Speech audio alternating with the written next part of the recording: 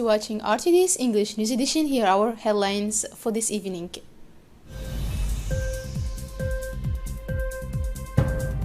Minister of Foreign Affairs Mohammed Ali Yousaf's statement on Djibouti's candidacy for the UN Security Council. In Italy, migrants at the heart of discussions with Germany. Thank you for being with us on the radio television of Djibouti.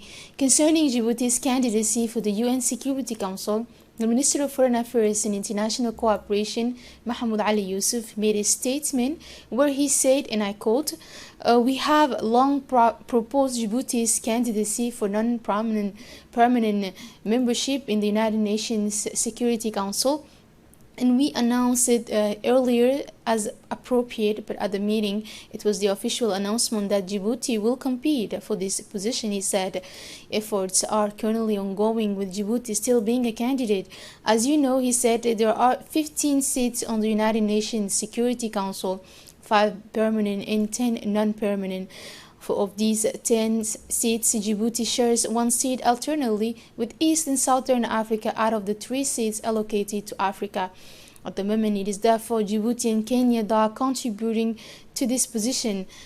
The reasons for our differences, for our common option that differs according to each person's concept as to the reasons for filing for this position. Our concept is based on a regular alternation of continental representation on the United Nations Security Council, while for many African countries that have opted for Kenya, the mandate of the last country in office must be renewed almost automatically. From this point of view, Kenya has held this position twice, while Djibouti has held it only once. It should be noted that Kenya remains the last country to hold this position in 1998, whereas Djibouti was elected earlier in 1993. From this point of view, it is clear that Djibouti is a logical candidate even if Kenya maintains its candidature.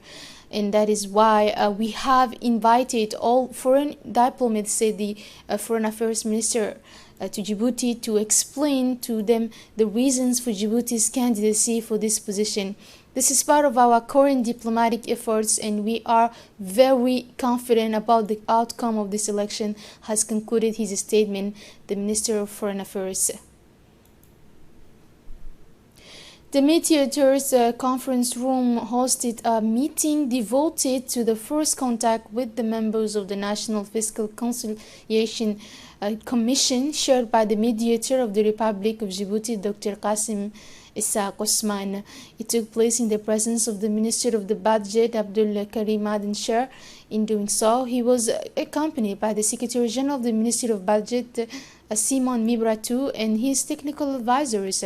The meeting on the National Fiscal Conciliation Commission is an independent and consultative body whose objectives is to resolve on an amicable basis persistent disputes between financial and state administrations and taxpayers and users as well.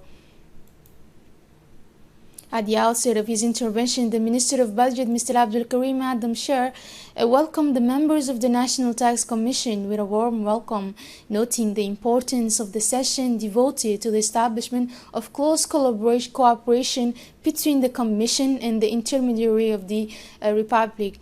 The National Tax Commission is an independent body, he said, that works tirelessly to collect taxes in the sectors concerned, he concluded. It was also in a round-table discussion held at the Radio Television of Djibouti that Mr. Simon Mibratu, Secretary General of the Ministry of Budget, talked about 2 bills on the agenda of the last Tuesday's Council of Ministers. The bills were related to the national budget fiscal year. He said that the draft amending Finance Bill 2019, which is certainly in line with the continuity, but as its name indicates, it is an amending budget and rectifies the new measures concerning revenue since the budget has been adopted at 152 billion as an increase of 5,210,000 compared to the Finance Bill 2019, and the level of expenditure with an increase in investment expenditure and a decrease, highlighting the forecasts of internal debt. At the level of expenditure, it is important, he said, to report the rate of expenditure control and maintenance of expenditure. In this spirit, we always want to try to strengthen the rationalization of expenditure, he continued, while preserving trust with private operators and the private investment climate in general, he added.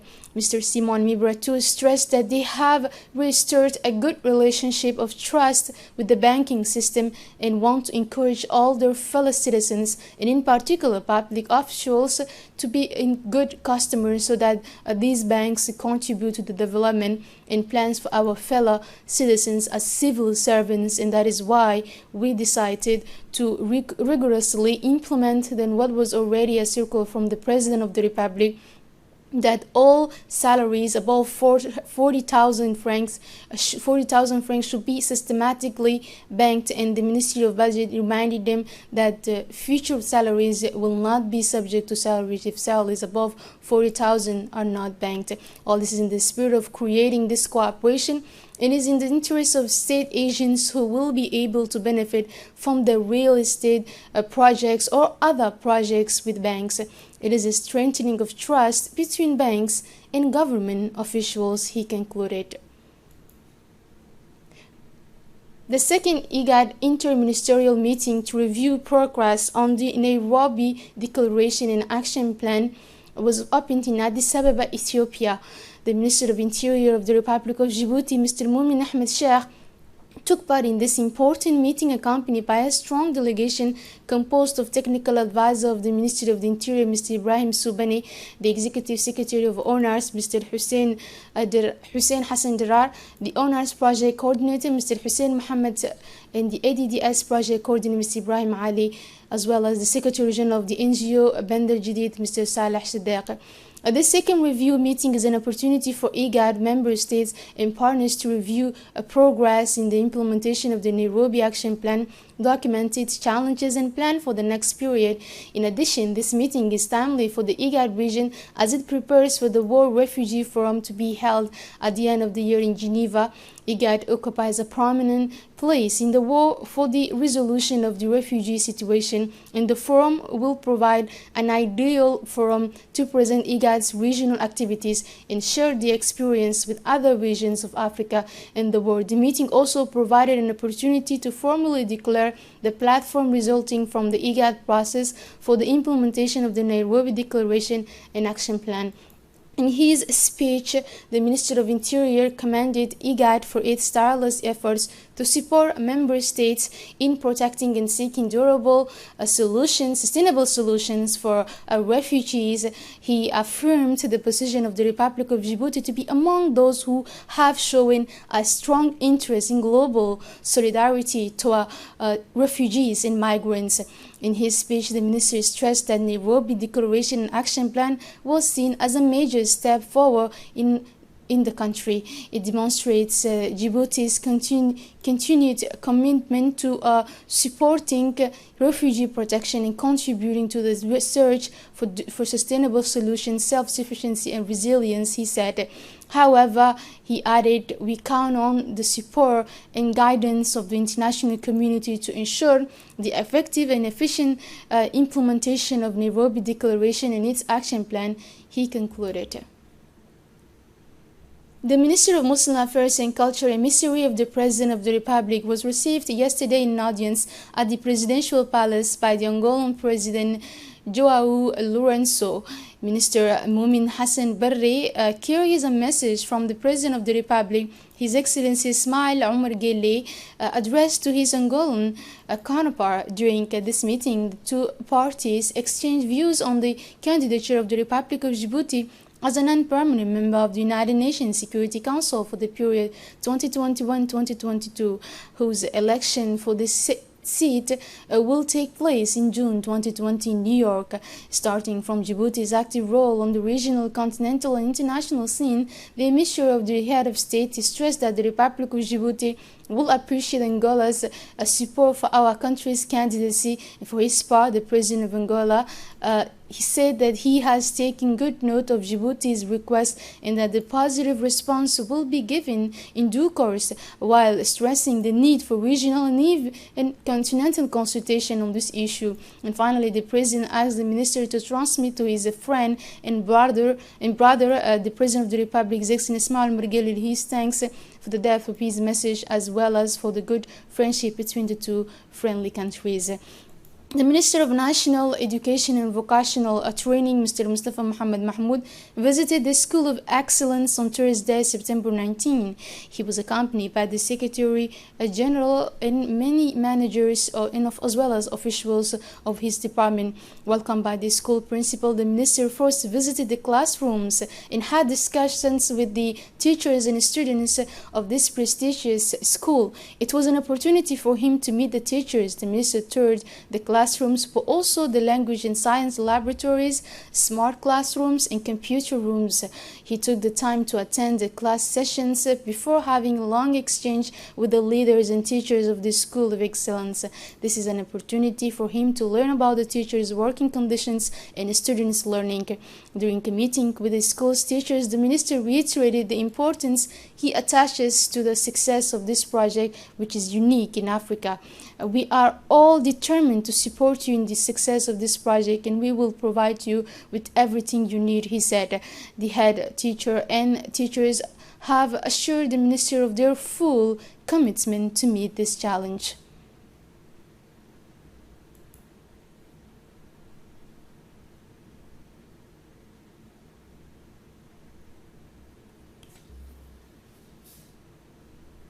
In the morning of Thursday, September 19, a new prefect of Tujara region, Mr. Hassan Dabele, visited the president of the regional council, Mr. Omar Hussein, to meet with elected officials and the various decentralized services in the region.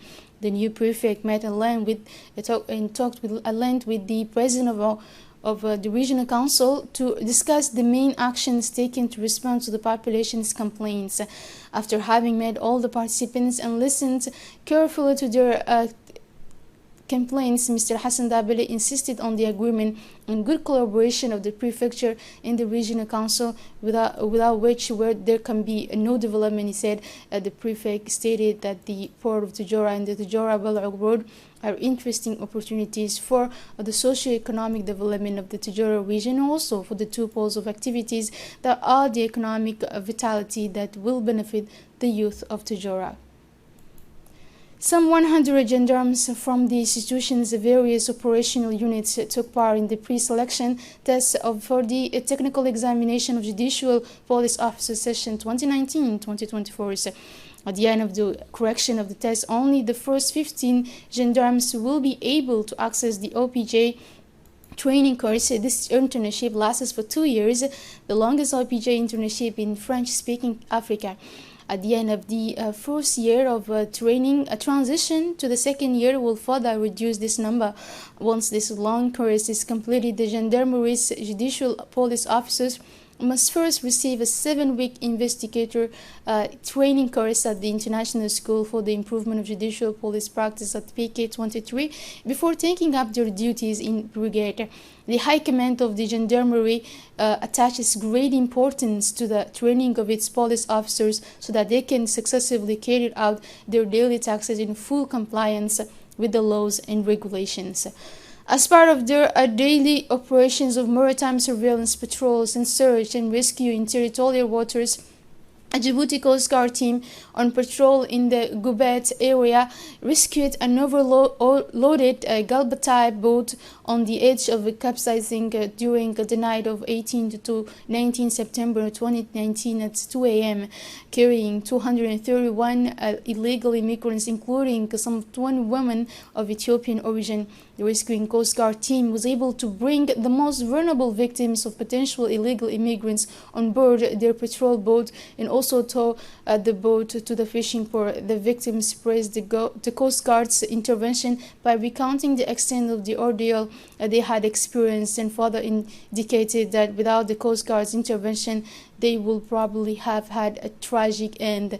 When they arrived in port, the Coast Guard was able to provide them with basic medical and humanitarian assistance.